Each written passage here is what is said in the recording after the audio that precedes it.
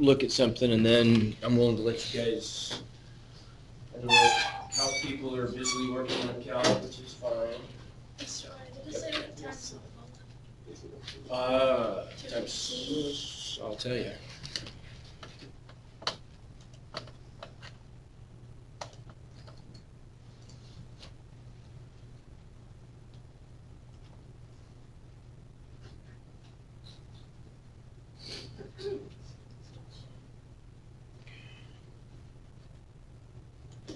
Okay, so real quick, let's look at torque stuff again. So everybody take a quick look here, close everything up, take a quick look, and I'll let you get back to this, but I want to make a couple of points on this. So we said, we talked about torque the other day, right? And we said we came up with a formula for torque. We just said that we could define torque as being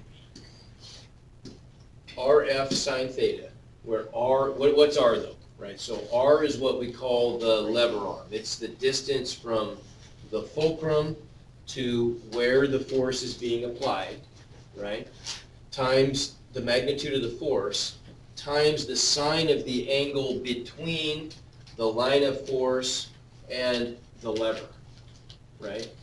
So in this case, the door. Okay. There was a much easier way to think about this, though.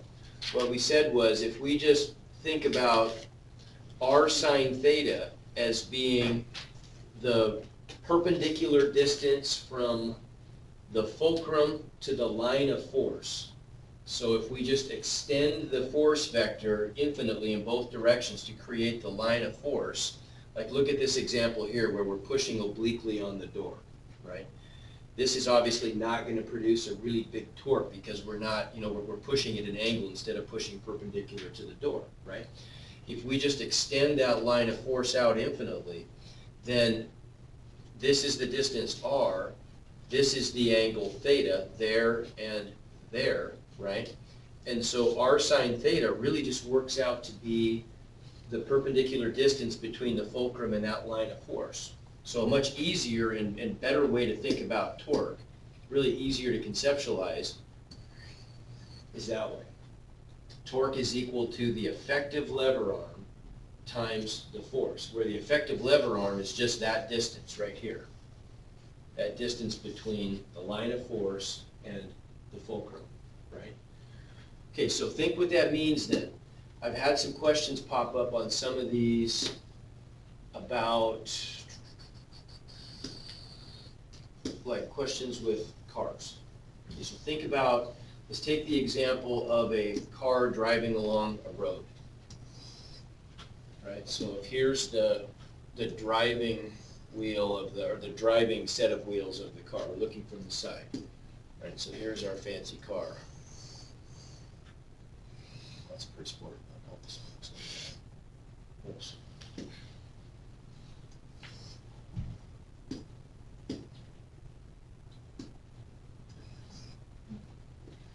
He hit something there. What happened to the tire? He hit something there. Okay. Oh, I see. But there's the rear wheel. So if we're going this way, where's the force from the tire acting on the road? Below the car. Which direction is it pushing? Okay, good. So it's, by definition, it's always going to be pushing along the surface of the road, right? Okay. So if you think about that tire then, think about the tire as an axle with an infinite number of levers. Think of them as the spokes, right? So where's the fulcrum of that, meaning the center of the axle? Well, right there, right? Okay. What's good about a wheel then? In what direction is the force always acting relative to the effective lever arm? It's always perpendicular, right? Because isn't the force always acting tangentially to the surface of the tire? Everybody get that? Right? And so this is always going to be the effective lever arm. It's just the radius of the tire. Right? That's the beauty of a tire, is you never have to worry about anything like, that's one of the beautiful things about a tire or a wheel, is that you never have to worry about anything like that happening, right? Where you're pushing at a bad angle. You're always pushing perpendicular to the lever arm, right, the radius of the wheel, okay? So it makes it really easy to calculate torques for, you know, for cars. If you know what the torque is and you know what the radius of the tire is, it makes it very simple to calculate what the driving force is going to be on the road, right? Okay, make sense? All right.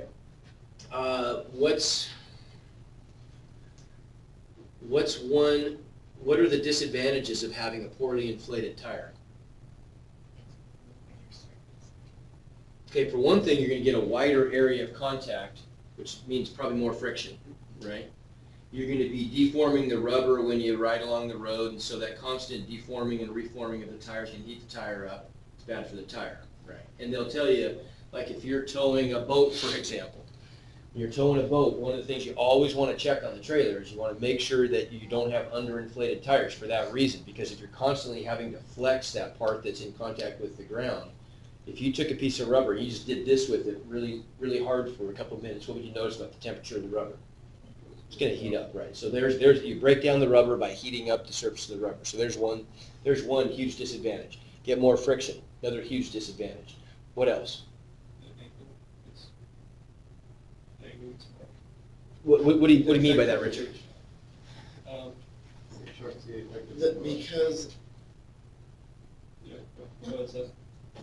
Because rather than only one part of the tire hitting the ground so that it's a straight angle, there'd be more area.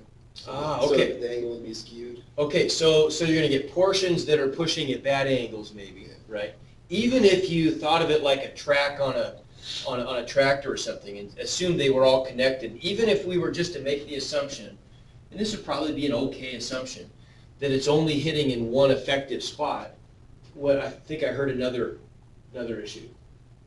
It shortens the effective lever arm. That shortens the effective lever arm, doesn't it? If the tire is poorly inflated, that's going to sink the axle down closer to the road. That's bad, right? For a given amount of torque, you're not getting as much force against the road, right? So what's that mean? In order to get the requisite amount of force you need to drive the car, you've actually got to drive the axle with more torque, right? That's bad. Means you're having to burn more fuel to do it. Means you're putting bigger stresses on all the parts in the car because you have to apply more torque, right? Make sense? Because remember, all torque is right, effective lever arm times force. So if we divide both sides by the effective lever arm, the force you need is just the torque divided by the radius, right? See what I'm saying? Okay, so, okay, something else. Statics. We talked about statics in terms of linear land stuff earlier, right? We talked about if we have balanced forces, if you're driving down a straight road with the cruise control on, what's the net force? What is it? 0. How come? No acceleration, right? F equals ma.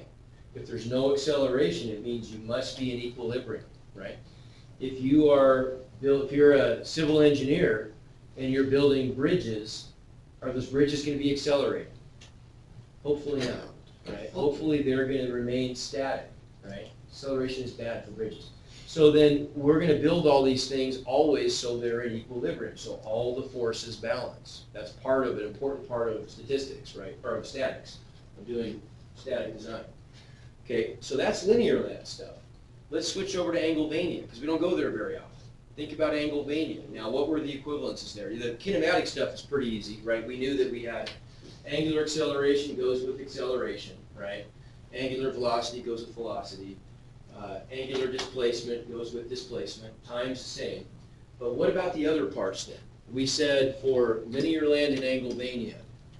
So here's linear land and here's Angulvania. In linear land, we had mass, right? What did we have in Angulvania? Do you remember? It was weird. We did the example, we did this example. Inertia. Right, moment of inertia, right? It has to do, it's not the mass. The mass doesn't change in this case, but that's hard to do. And this is really easy to do, right? Because if the mass is distributed far away from the fulcrum, somehow that has an impact on the angular equivalent of mass, on the moment of inertia, right? We'll talk more about that in the very near future. But for now, this is mass M, and this is capital I, and this is moment of inertia.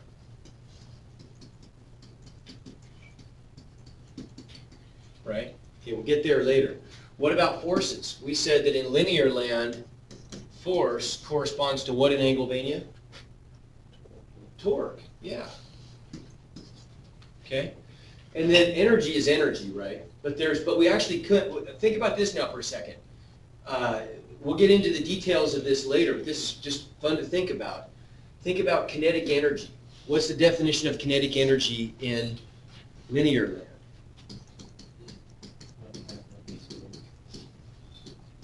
What do you think the definition of kinetic energy is in Engelvania?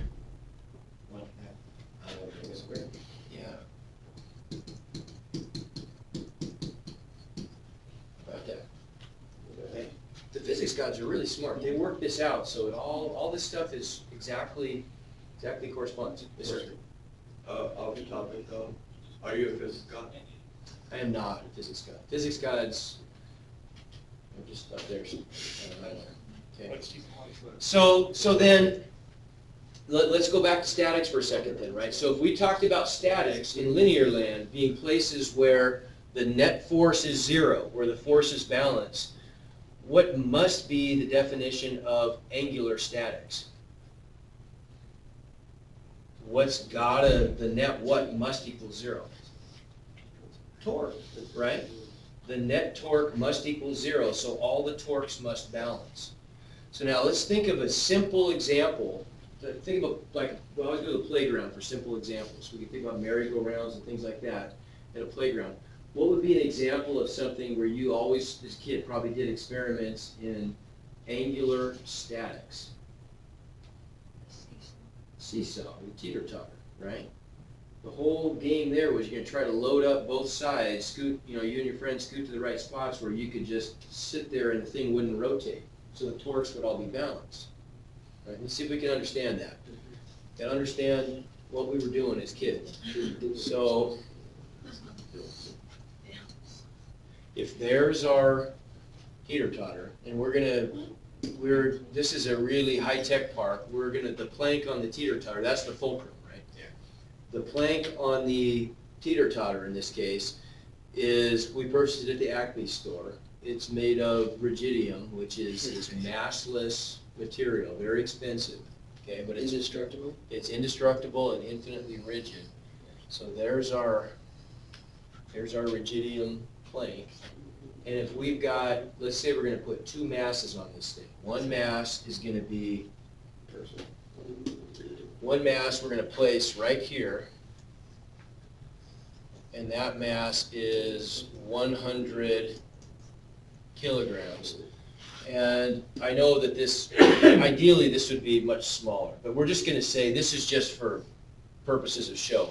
The distance between that mass and the fulcrum is 2 meters. Okay.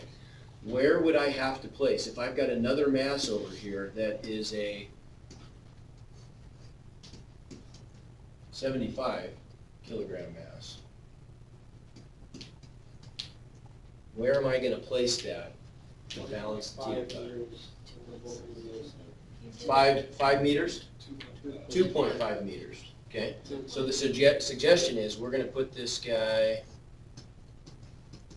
2.5 meters right there. Okay, that's correct. How'd you get that? Okay, and so your intuition is telling you that probably the product of the distance and the mass is the same. So we've taken a few liberties there. Let's think about this rigorously now in terms of balanced torques. So what's the torque? Let's calculate the torque that's generated by this 100 kilogram mass. And when you talk about torques in physics, and you'll do this more next year in college, but when you talk about torques, you always have to say torques about a point, right? So what's the natural point where we would reckon the torques here? The fulcrum, because that's actually the place where they're rotating, where it's rotating, right? Now the thing is, you could actually calculate torques about any point, and I'm not going to go into all that stuff now, but that would be the place that we would want to consider, right? So the torque then, if we calculate the red torque, The red torque is just gonna be the force. Well, 100 kilograms is not the force. What's the force? 980 newtons, so roughly 1,000 newtons, right? We'll call it 980, why not? We'll be precise. 980 newtons is our force times the effective lever arm, okay?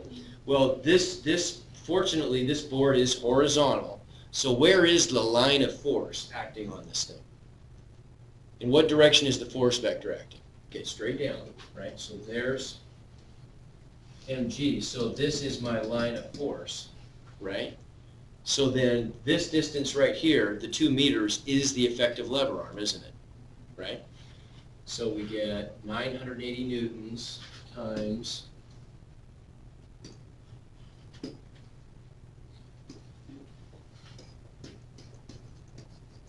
two meters. Okay, so, but we got to give a sign to this also, right? It's easy to, dealing in linear land, signs are a piece of cake. If we're calling that the positive direction, and you're driving your car along in this direction with the cruise control on, what are the horizontal forces acting?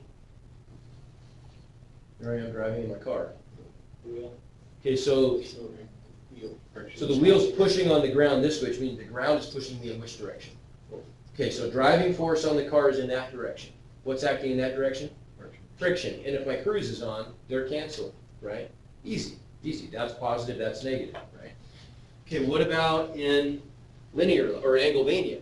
Okay, that's rotational stuff. It's a little harder to think about. I gave you guys the rule. See if you can remind me what's going to be the definition of a positive torque. So is this going to be a positive torque or a negative torque? It's going to be positive. It's positive because it obeys the right-hand rule, right?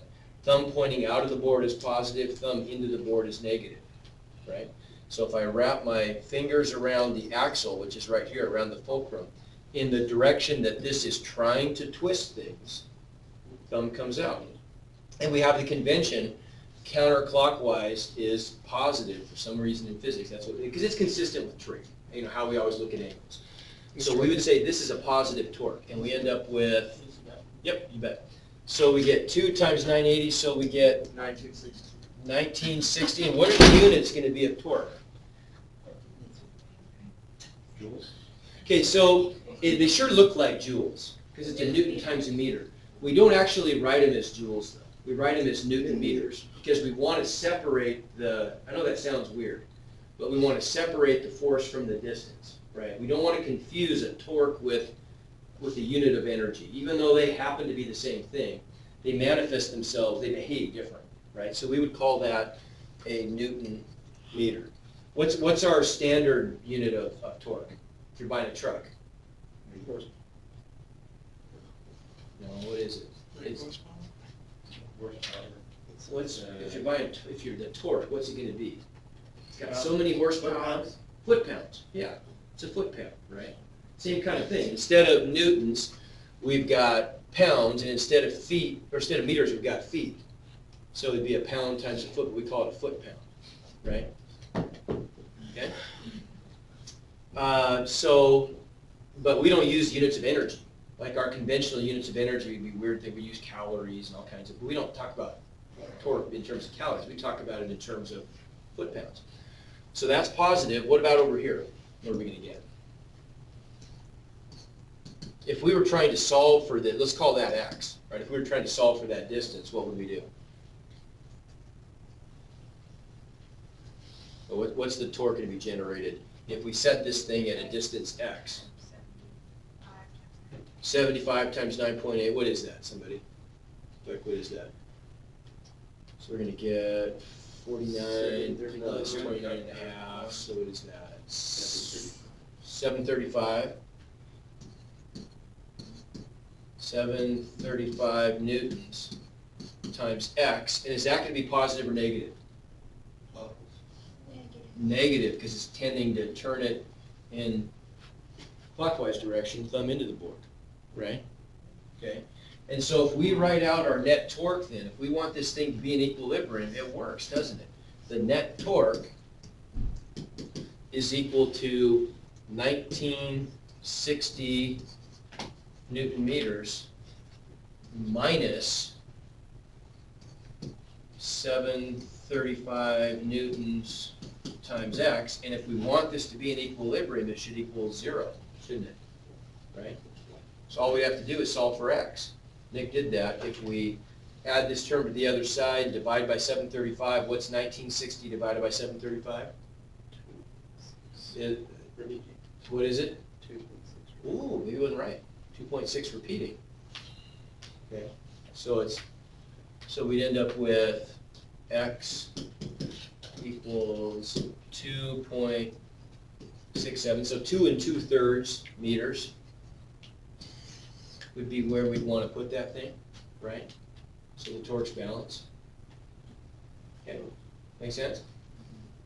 Okay, all right. That's good. Let you work the rest. And our little shot at torque today.